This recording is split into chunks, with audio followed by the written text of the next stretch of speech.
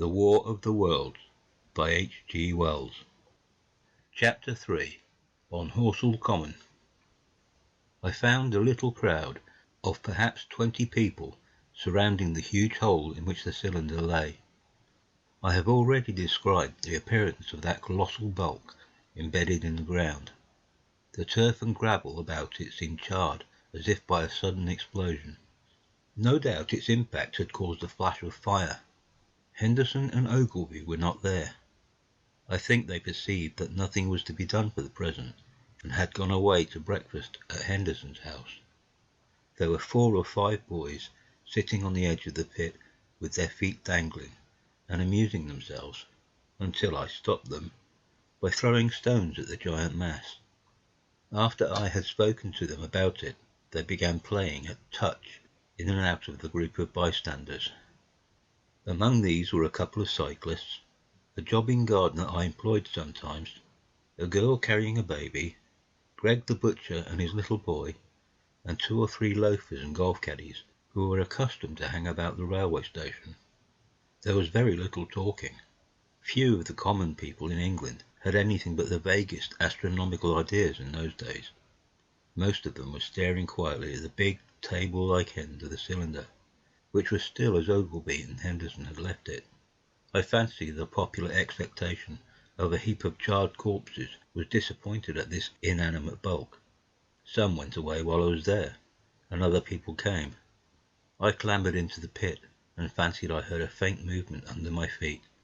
The top had certainly ceased to rotate. It was only when I got thus close to it that the strangeness of this object was at all evident to me. At the first glance, it was really no more exciting than an overturned carriage or a tree blown across the road. Not so much so, indeed. It looked like a rusty gas float. It required a certain amount of scientific education to perceive the grey scale of the thing was no common oxide, that the yellowish-white metal that gleamed in the crack between the lid and the cylinder had an unfamiliar hue. Extraterrestrial had no meaning for most of the onlookers. At that time it was quite clear in my own mind that the thing had come from the planet Mars, but I judged it improbable that it contained any living creature. I thought the unscrewing might be automatic. In spite of Ogilvy, I still believed that there were men in Mars. My mind ran fancifully on the possibilities of its containing manuscripts, on the difficulties in translation that might arise, whether we should find coins and models in it, and so forth. Yet it was a little too large for assurance on this idea. I felt an impatience to see it opened. About 11, as nothing seemed happening, I walked back, full of such thought, to my home in Maybury, but I found it difficult to get to work upon my abstract investigations.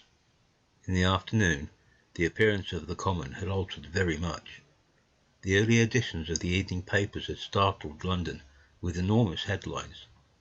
A message received from Mars, remarkable story from Woking, and so forth. In addition, Ogilvy's wire to the Astronomical Exchange had roused every observatory in the 3 kingdoms.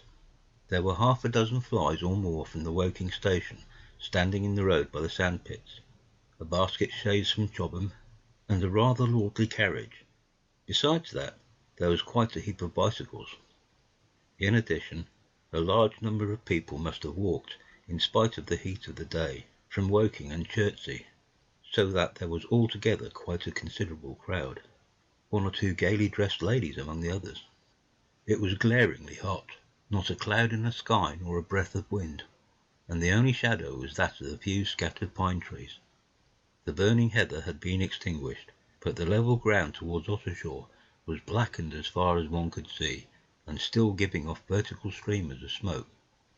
An enterprising sweetstuff dealer in the Chobham Road had sent up his son with a barrow-load of green apples and ginger beer. Going to the edge of the pit, I found it occupied by a row of about half a dozen men, Henderson, Ogilvy, and a tall, fair-haired man that I afterwards learned was Stent, the Astronomer Royal, with several workmen wielding spades and pickaxes. Stent was giving directions in a clear, high-pitched voice. He was standing on the cylinder, which was now evidently much cooler. His face was crimson and streaming with perspiration, and something seemed to have irritated him. A large portion of the cylinder had been uncovered, though its lower end was still embedded. As soon as Ogilvy saw me among the staring crowd on the edge of the pit, he called me to come down, and asked me if I would mind going over to see Lord Hilton, the lord of the manor. The growing crowd, he said, was becoming a serious impediment to their excavations, especially the boys. They wanted a light railing put up, and help to keep the people back. He told me that a faint stirring was occasionally still audible within the case, but that the workmen had failed to unscrew the top, as it afforded no grip to them. The case appeared to be enormously thick, and it was possible that the faint sounds we heard represented a noisy tumult in the interior. I was very glad to do as he asked, and so become one of the privileged spectators within the contemplated enclosure. I failed to find Lord Hilton at his house, but I was told he was expected from London by the 6 o'clock train from Waterloo, and as it was then about 5:15, I went home, had some tea, and walked up to the station to waylay him. End of Book 1, Chapter 3.